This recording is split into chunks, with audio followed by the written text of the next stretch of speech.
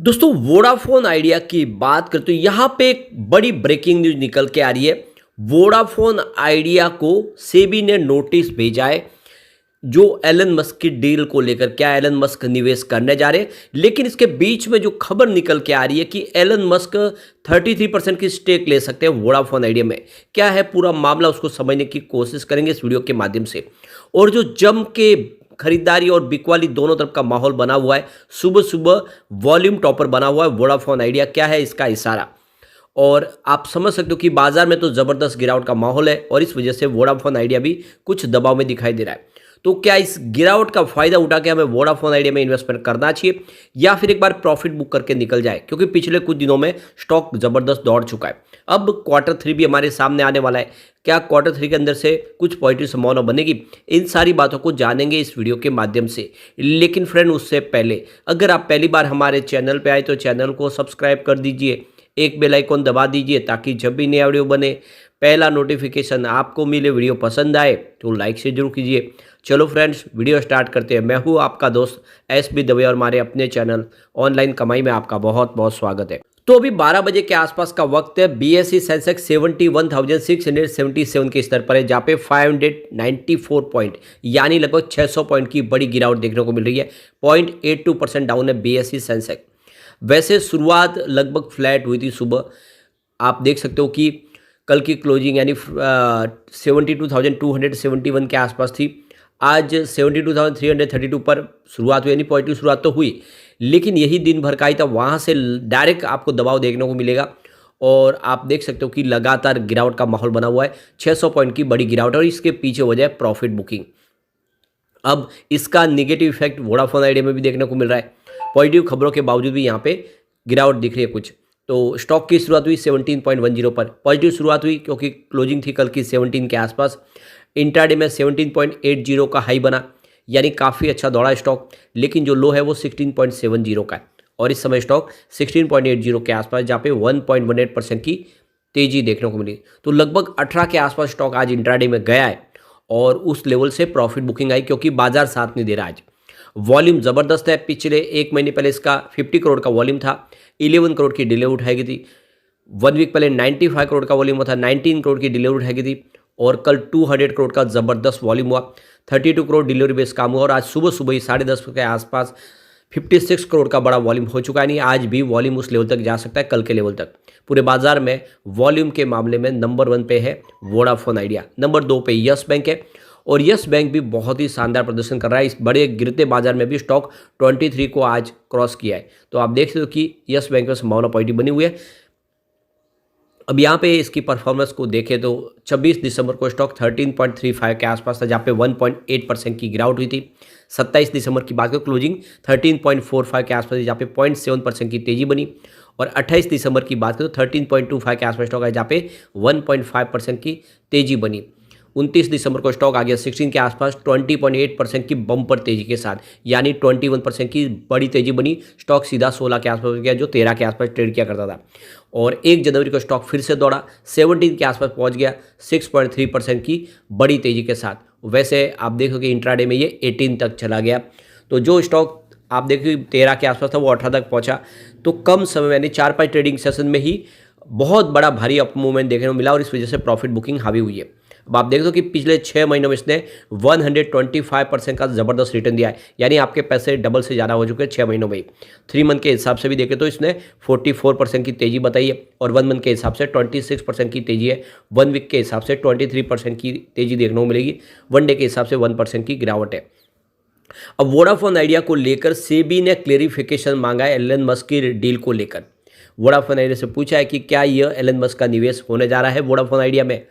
तो आप देख सकते हो खबरें जो मीडिया में निकल के आ रही है कि वोडाफोन आइडिया के अंदर 33% की स्टेक है वो एलन मस्क ले सकते हैं और एलन मस्क इंडिया में अपनी टेलीकॉम सेक्टर में एंट्री आगे बढ़ाना चाहते हैं। वो सैटेलाइट के माध्यम से इंटरनेट भी प्रोवाइड करना चाहते हैं और ऐसे में उनको कोलैबोरेशन करना है किसी टेलीकॉम कंपनी के साथ में। और ऐसे में खबरें निकल के आ रही है कि एलन मस्क को 33% की स्टेक प्रमोटर बेच सकते हैं।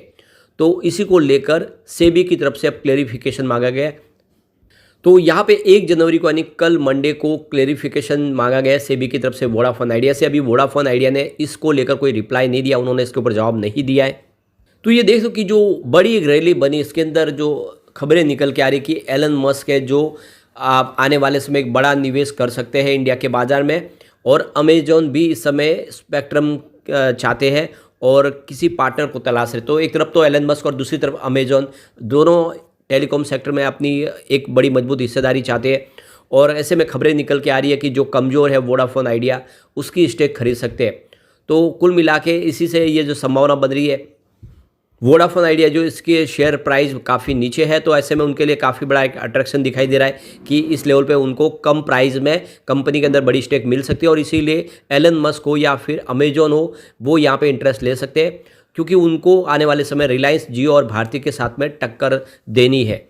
सबसे बड़ी बात है कि वोडाफोन आइडिया इस समय फंड की कमी से जूझ रहे हैं, उनको बहुत सारा पैसा चाहिए आने वाले समय अपने बिजनेस को आगे बढ़ाने के लिए, और ऐसे में अगर कोई मजबूत पार्टनर उनको मिल जाता है तो वोडाफोन आइडिया आने वाले समय फिर से एक टक्कर की कंपनी बन सकती है, और ऐसे में ये डील हो सकती है, और ऐसी संभावना फिर से लेटेस्ट निकल के आ रही है। अब आज की जो खबरें निकल के आई है फिर से, उसमें कहा जा रहा है कि 33% की स्टेक बेच सकते हैं एलन मस्क को, और नए टेलीकॉम बिल के बाद स्पेक्ट्रम सैटेलाइट कंपनी को दिया जा सकता है, और एक्सचेंज ने शेयर में आई तेजी पर कंपनी से जवाब भी मांगा है, और अभी फिलहाल इसका जवाब नहीं दिया गया है।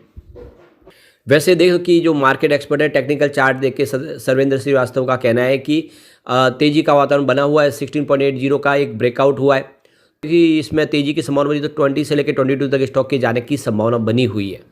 अब आज बाजार ने साथ नहीं दिया, वरना स्टॉक ऑलरेडी देख सकते हो कि तेजी के साथ आगे बढ़ने को तैयार था।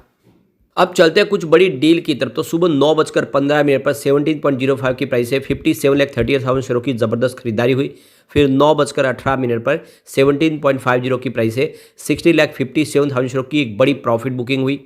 उसके बाद 9:18 पर 17.25 की प्राइस है 44,26,000 शेयरों की एक बड़ी प्रॉफिट बुकिंग और हुई।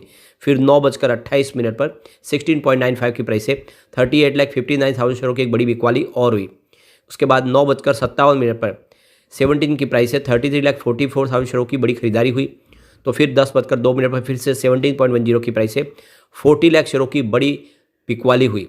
उसके बाद 10:22 पर 16.85 की प्राइस है 40 लाख शेयरों की एक बड़ी बिकवाली और हुई। फिर 10:26 पर 16.75 की प्राइस है 37,21,000 शेयरों की एक बड़ी बिकवाली और हुई। तो ये कुछ बिकवाली हुई जिससे प्राइस दबाव में आई, लेकिन फिर 10:49 पर 17.05 की प्राइस है 39,97,000 शेयरों की एक फिर से खरीदारी हुई। फिर 11:36 पर 16.70 की प्राइस है 36,90,000 शेयरों की फिर से बिकवाली हुई। तो ये क्लियरली आप समझ सकते हो कि बिकवाली ज़्यादा हो रही है, कुछ खरीदारी भी हो रही है बड़े फंड हाउस की, लेकिन जिस तरह से बाजार में दबाव बना हुआ है यहाँ पे बिकवाली हो रही है, इस वजह से स्टॉक थोड़ा सा दबाव में दिखाई दे रहा है। अब यहाँ पे इसके बीच में अगर हम पिवट लेवल को चेक करें तो यहाँ से अगर गिरावट और शुरू हो जाती है तो 15.57 का फर्स्ट सपोर्ट है, ये टूटा तो स्टॉक आपको 14.13 तक जाता हुआ दिखाई देगा, और यहाँ पर भी ये नहीं रुका और बाजार में गिरावट की संभावना बनती रही तो 12.72 तक जा सका, यानी जो अपनी पुरानी जो तेजी के पहले की जो आप देखें लेवल थे उस तक वहाँ स्टॉक जा सकता है। पॉजिटिव माहौल बना तो 18.42 का फर्स्ट रेजिस्टेंस है, इसको पार कर लिया तो 19.83 तक स्टॉक जाएगा, और एक बार इसको क्रॉस किया तो फिर सीधा 21.27 तक जा सकता है, यानी स्टॉक 20 को क्रॉस करेगा फिर नई तेजी के साथ आगे बढ़ सकता है। लेकिन जो लॉन्ग टर्म इन्वेस्टर फिलहाल वेट करे, इसमें निवेश करने से पहले स्टॉक काफ़ी दौड़ चुका है, और शॉर्ट टर्म इन्वेस्टर भी अभी फिलहाल इसमें अगर बड़ी तेज़ी आपने कर ली है तो उसमें थोड़ा प्रॉफिट बुक कर सकते हैं। एक बार ये जो खबरें हैं इसका पूरी तरह से कुछ भी एक रिजल्ट आने दे, क्या ये खबरें सच है, तो उसके बाद में ही फिर से एक तेजी की संभावना बन सकती है, इसलिए हमें वेट एंड वॉच करना होगा। लेकिन फ्रेंड, कोई भी इन्वेस्टमेंट करने से पहले अपने फाइनेंशियल एडवाइजर्स के बारे में ले ले या अपना खुद का रिसर्च करें, क्योंकि मैंने वीडियो आपके एजुकेशनल पर्पज के लिए ही बनाया। वीडियो पसंद आए तो लाइक से जरूर कीजिए और चैनल को सब्सक्राइब कर दीजिए। Thank you friend.